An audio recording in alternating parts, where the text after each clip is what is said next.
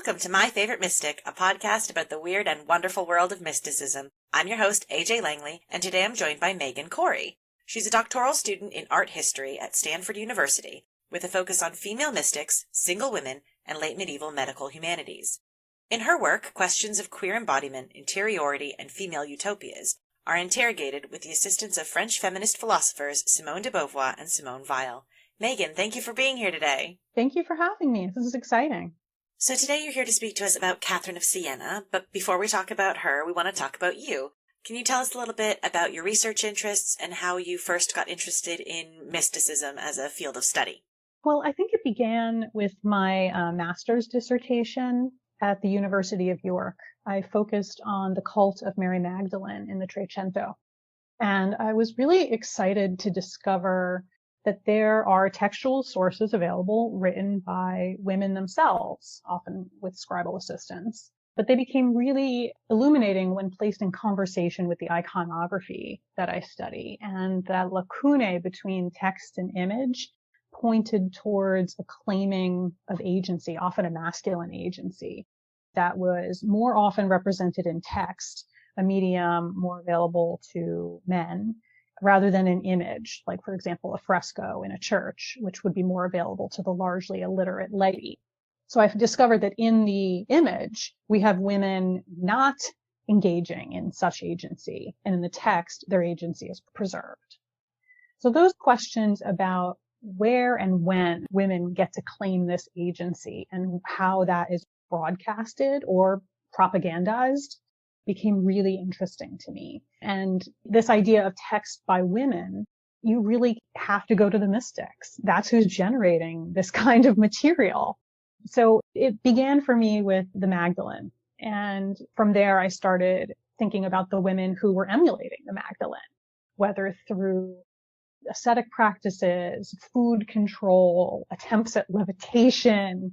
There are all these different funny little gestures towards, the Magdalene's hagiography. So I think that's what started this fascination with the mystics. And then, you kind of realize that there's so many of them. They're sprinkled throughout Europe. There are all these similarities between them. And these are women who often were not literate, who were not in communication, some who did not live even in the same decade. They're replicating these same behaviors. And you have to wonder why. You have to kind of start putting them in conversation and thinking through why there would be these really curious similarities when there shouldn't be. It's like discovering a Chinese jade axe in southern France. How did this material get there? So, I think that's how it began. And then you just get fascinated by all of them. It's like collect them all. You want all of their stories, all of their miracles. So, I think that's how my fascination began. Well, I have to say, you're making me feel really guilty about making people choose just one mystic to talk about on the podcast. Was it a struggle to pick one? It was difficult to think about who to choose because I've worked on Angelo Foligno, I've worked on Marjorie Kemp, I've worked on Julian of Norwich. I'm looking at someone very narrow and specific right now. It's difficult to choose just one. They all have such unique and beautiful and singular stories. However, because I am a mean, horrible, heartless person, I did make you choose, and you chose Catherine of Siena. So let's talk a little bit about her. What can you tell us about her life and works? She was probably the most famous woman in the 14th century throughout Europe. Leaves us with almost 300 letters, not to mention her book of prayers, her book of dialogue, and multiple hagiographies, the most famous of which is by Raymond of Capua, but also an interesting little one called the Miracoli, which describes her miracles and was written by a layperson for the edification of literate female audiences. So that one is really lovely because it's sort of, how do regular people interpret this extraordinary woman? How do they make sense of what's happening? How do they describe her miracles? So it's kind of something in between Catherine's own letters and Raymond's. So the Miracoli, which is really under-examined, has been an interesting way to kind of get this access point to how people received Catherine. So how does her life as a mystic begin? She was a child walking home. She had a vision of Christ, and she knew that that was her calling, that she was going to do spirituality. And she also knew that she was not going to join a Dominican convent. It was more important for her to be of service to her community. That was a huge part of her ministry. So in addition to asceticism and prayer and all of this self-reflection that goes into mysticism, right? Because you need the time and the space to get yourself in a frame of mind where you can access the ladder to the divine. She was solving disputes among warring local families and, of course, following Bridget of Sweden and trying to convince the papacy to return to Rome from Avignon, which she did, successfully. And through letters to the Pope directly, incredibly aggressive and intimate.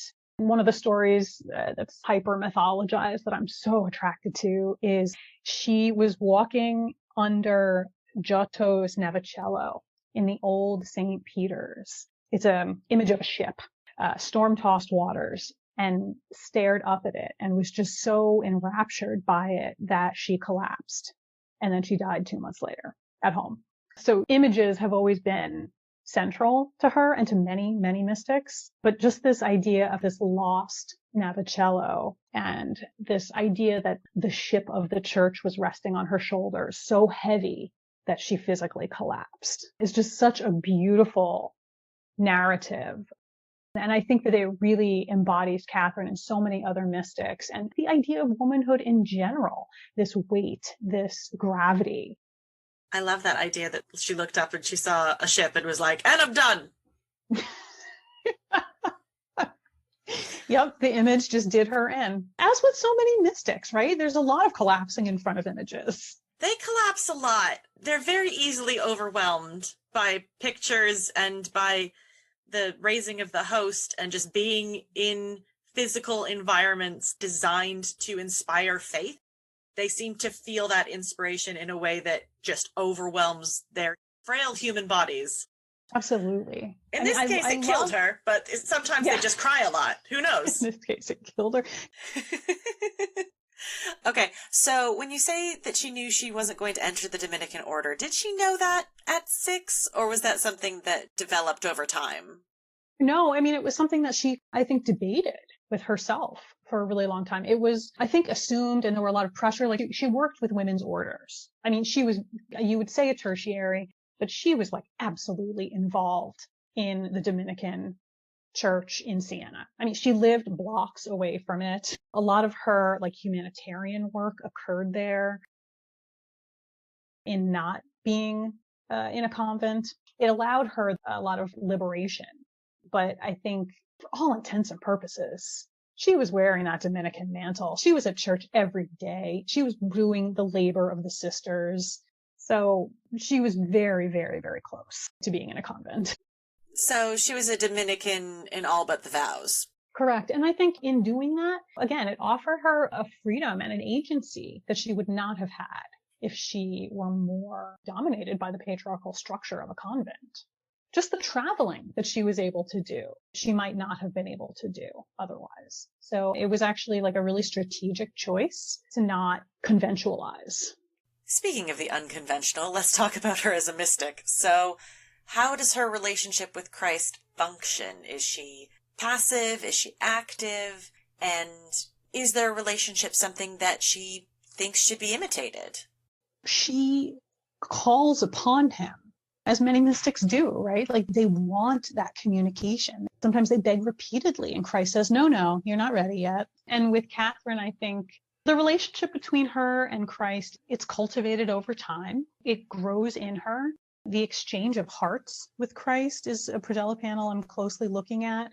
And it really suggests this deep, internalized intimacy with the body of Christ, and the body of Christ particularly metaphorized as the church. So, I mean, there is a obvious power structure and politicization behind her visionary episodes with Christ, for sure. How they were constructed and whether they were meant for like a wider audience to apply, I think maybe less so than some other mystics. Like Angela gives us steps. Margaret Porret gives us instructions. Catherine is less about that, I feel like. I feel like Catherine was more about her projects on Earth and less about her ladder to the sky.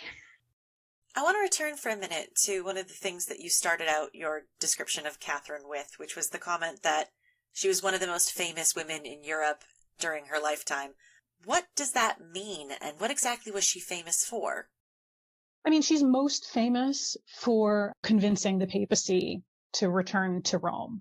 Her actual impact is debatable, like whether it was Catherine of Siena and Bridget of Sweden, like we want to believe it, of course, but a lot of things politically went into that decision. So, I mean, that's what makes her the most famous, I think. But again, that her kind of role as a regional ombudswoman, settling disputes, working miracles. She even performed as a plague saint, healing the health ministers of Siena so that they could go on to heal others. Even though she doesn't get credit as a plague saint, she worked plague miracles for sure. I mean, the episode that I'm thinking about now is an episode where she is working with a woman who has breast cancer. And that is like a really underexamined episode, despite the fact that it precedes her most famous story, which is drinking from Christ's side, the wound in Christ's side. So I've been doing some research on the relationship between the breast and the heart in Catherine of Siena. And it was really this mundane breast, this diseased breast even, that became the vehicle to the divine breast, Christ's breast, and to her heart. The heart for Catherine, I think, is one of the things that you can kind of say in reading her that really does make her notorious. It's mentioned 620 times in 383 letters. That's a lot of hearts. Breasts and hearts, yeah. I mean, and the heart is the focus of so many female saints. Why? How did medieval medicine, and of course, we're talking about late ancient medicine because that's what we're dealing with here, humoral systems. How did the understanding of the function of the heart relate spatially to the breast and the breast's function as nurturance, which is peppered throughout Catherine? So I think Catherine's embodiment is a source of strength. The visible breast and the hidden heart. I think the space between those and what the external allows her to travel or traverse to the internal is actually what gains her mysticism. Returning for a moment to Catherine's letters to the Pope, she wrote to him to demand that the papacy return to Rome, but why did she choose to get involved in the first place? She was disgusted, like nauseated beyond belief by the behavior that she saw in Siena in terms of corruption of the church. One of my absolute favorite lines that Catherine writes, she's writing to Raymond, describing a vision she has in which she is commanding Christ, which gotta love these women. She is commanding Christ to sacrifice herself for the sake of the church. Catherine writes, "Take my heart and squeeze it out over the face of this bride." Catherine's directing the action, right? She's demanding the pressing and the squeezing of her nutritive heart over the face of the suffering church. Like, again, the heart is critical for Catherine. And again, connected to the breast, it is nutritive. It is nourishing. It is the thing that is going to heal and purify this rotten church. And again, the metaphorizing is so elegant. Catherine's literacy, which again is so debated, the vision, of course, is that Christ gifted her literacy. Of course he did. Why do people have to believe that Christ only picks uneducated women? I mean, he speaks to the most brilliant of men, but only uneducated women. It makes no sense. Yep. So frustrating.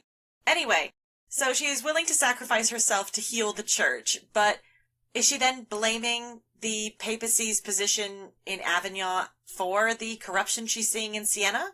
Not explicitly, but I think it's sort of like a chicken and egg situation. This Mobius strip of dissatisfying leadership is causing the problems with leadership at home. These things just keep speaking back to each other in ways that are not productive.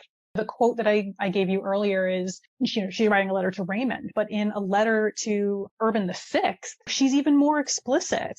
If I can read, Catherine metaphorizes the church as a sweet spouse that, quote, "for so long has been all pale.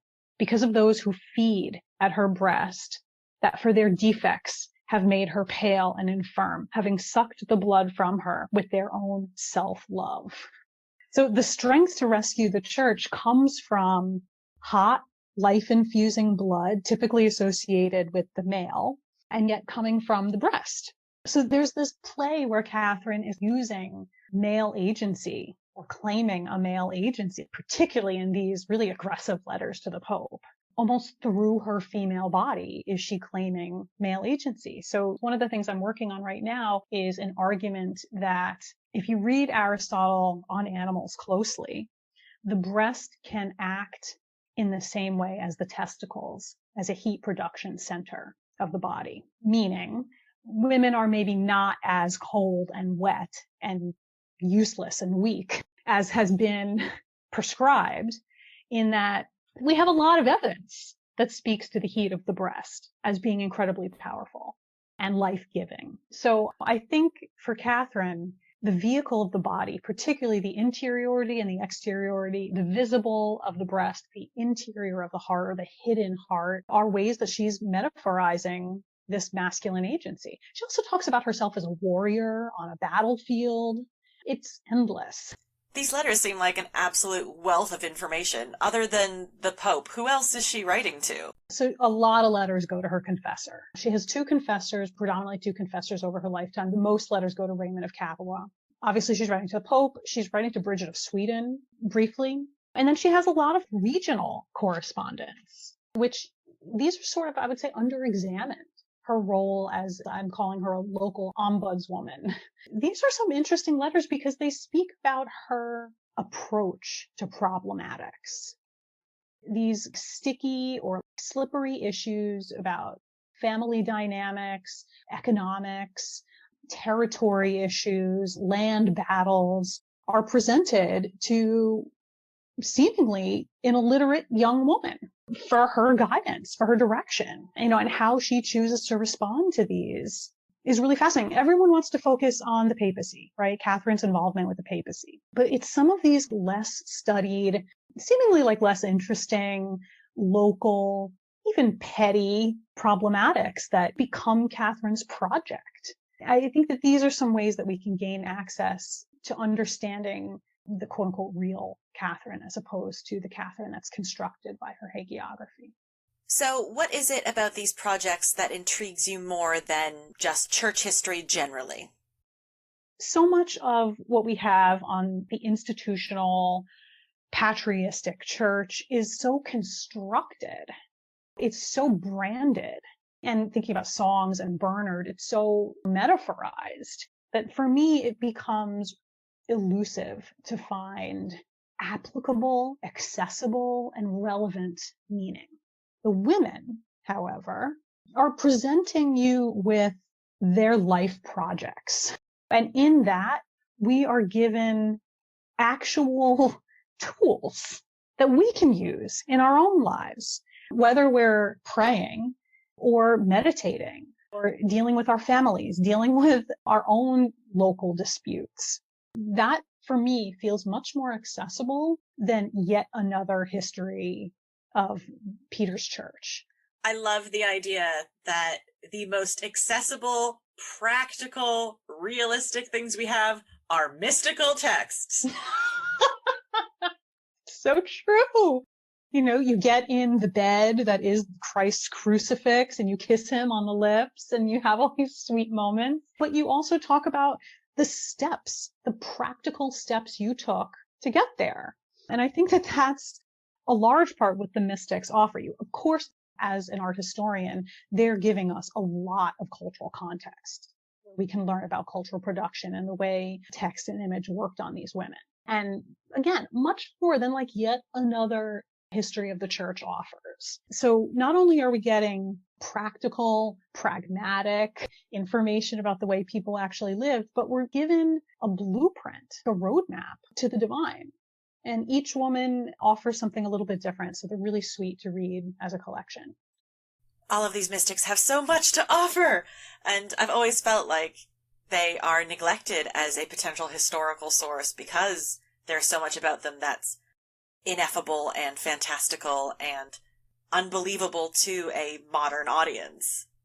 Well, I think that's why Catherine is such an interesting and widely researched example, because there's enough solidity there. She's grounded enough that we can take what's flighty, we can take what's graceful, we can take what's mystical, we can take what's visionary, because we also have political discourse attached to it. You take the good with the bad, right? You take the mysticism because you're getting the politics. I mean, I'll take the politics because I'm getting the mysticism. Same. So I mentioned this very briefly in your introduction, but one of the things you're doing in your own work is also looking at the works of some modern French feminist philosophers. How are you using those works to interrogate the lives, visions, and experiences of late medieval holy women? Oh, that's a great question.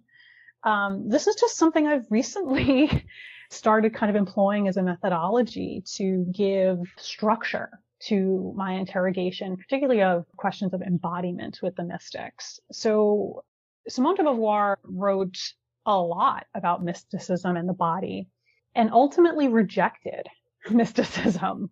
So by contrast, I look at Simone Weil, who was herself a mystic and in so many measurements can be compared to Catherine of Siena, whether it's her politics, food control, her early death, her coming from a family of wealth, her having access to education. There are all of these strange measurements where you can link these women over centuries. And it's almost like Simone Weil had access to centuries of women's mystical writing. And how did that structure and give form to her interpretation of the body and of what the body can do as a vehicle to the divine? So I think that is really fascinating because it makes it very real. These are not amorphous saints or 14th century ghosts. These are real women who are trying to navigate a political environment, stake their claims to femininity, and understand the way their bodies could be used. It makes it relatable. I think it makes it accessible to think about how real, recent women have been using female mysticism and how they've been thinking through the problems of it. With Catherine of Siena, we have this problematic that's been addressed thoroughly in the literature between her letters, her dialogue, her prayers, and Raymond of Capua, frankly. What are the questions of authorship and authority that can be debated between these two sets of texts, right? What is she saying? How does she present herself? How does she understand her body? And what is Raymond doing in this hagiographic petition for her canonization? And is the truth somewhere in between?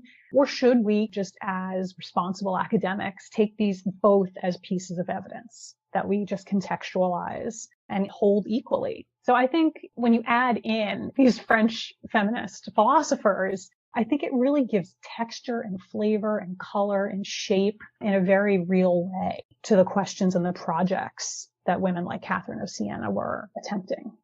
Now, you've already admitted that it was quite hard for you to choose one, but I'm going to ask you the question since you made the choice. What makes Catherine of Siena your favorite mystic?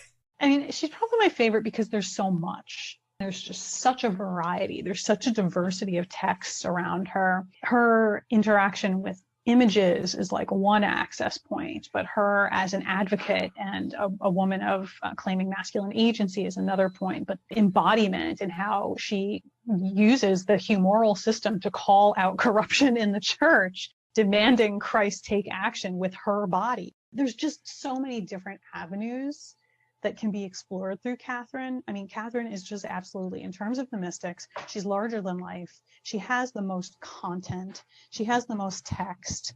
It's not for paucity of material, that you work with somebody like Catherine, right? Also for me, a few years ago, I was in Siena and went to her childhood home. And Siena is a hill town.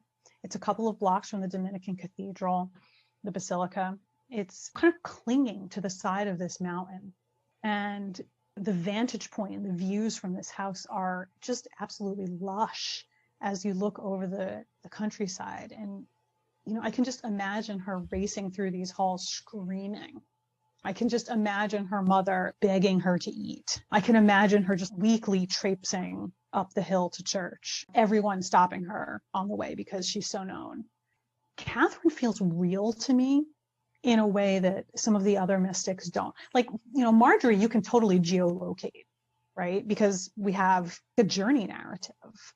Catherine, in that same way, is just so grounded that I think that's one of the things that really appeals to me.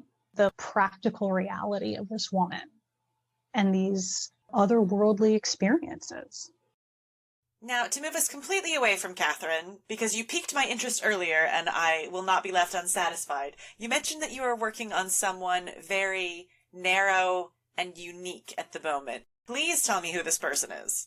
Her name is Sara, and she is a Roma folk saint, not canonized by the Catholic Church, but venerated as such in Saintes-Maries-de-la-Mer in Provence. Every year, Roma people come by the thousand to do a procession where they carry the saint from her cathedral down to the water and bathe her. This is really fascinating because she's known as Sara the Black or Sara la Kali. And supposedly she was an Ethiopian maid who came over on the ship with Mary Magdalene and Lazarus and the other two Marys, the ship that crashed on the shores of southern France. Again, supposedly. And so this issue of how race was employed for Sara the Black and how that othered her in a way that made her an attractive patron to the Roma people who are historically othered makes her a really fascinating character. Also, because Romani, the language spoken by the Roma people, originated in South Asia. So she has these connections to Kali Durga and this black or dark Madonna, dark mother archetype of a very empowered single woman of color. So keep your eyes peeled for more on Sara the Black. I really want to elevate her and educate people about her. I mean, I want her to be a mystic so that we can do a whole episode about her. I'm researching. Please do the research, find something, and I would obviously love to have you back. Well, on that note, it feels like we've gotten two amazing holy women for the price of one. Meagan, thank you so much for joining me today and telling us all about Catherine of Siena and all of her references to breasts and hearts. Yeah, of course. This was so exciting. Thank you for hosting me. And thank you all for listening. You can follow us on Twitter at MyFaveMystic, and of course join me for the next episode when I speak to Jane Shaw about Evelyn Underhill.